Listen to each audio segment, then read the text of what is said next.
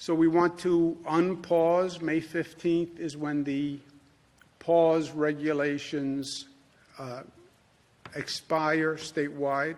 I will extend them in many parts of the state.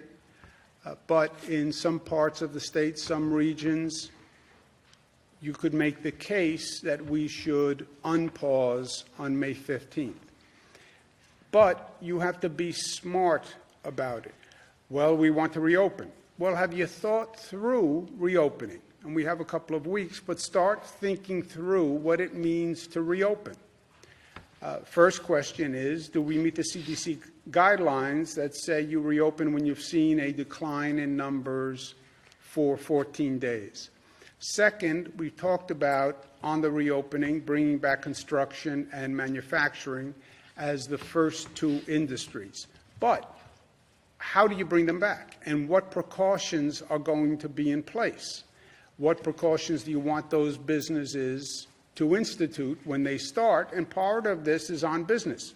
How do you do social distancing? How do you do monitoring? Are you going to take the temperature of people who walk in the door, et cetera? And that's for government, but it's also a question for business. Healthcare capacity.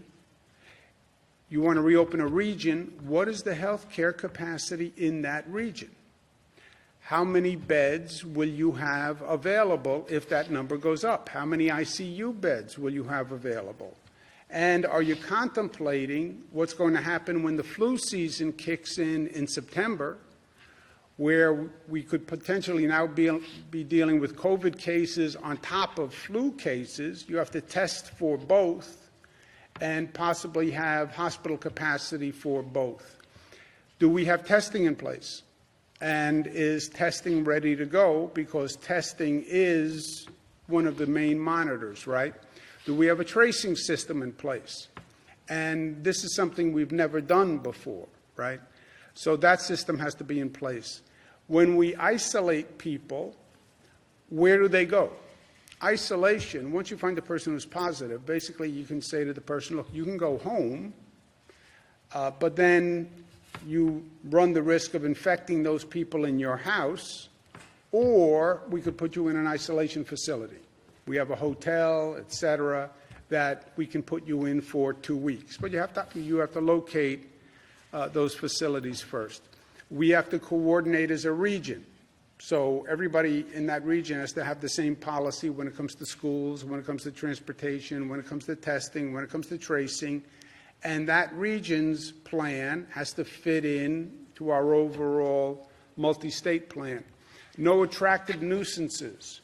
Attractive nuisance is a legal concept where you have a potentially dangerous situation that actually attracts people, normally children, to it.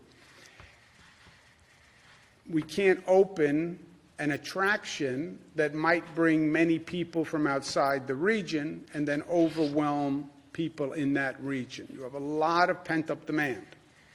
And we have seen this before, where when we're not coordinated, we have New York people going to Connecticut because Connecticut has parks or waterside access that's open.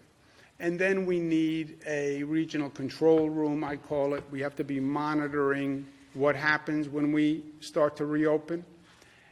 We're going to turn the valve on reopening, turn it a little bit, start to reopen, and then you watch the dials. What are the dials? Hospitalization rate, which we know now. We've been watching that. Antibody testing is important because it tells you the people who were infected. What does the diagnostic testing, which is a different type of testing, tell you? Positive and negative. But what's happening on the diagnostic testing? Those dials will give you the fourth dial, which is the infection rate, what's called the RT rate, the rate of transmission.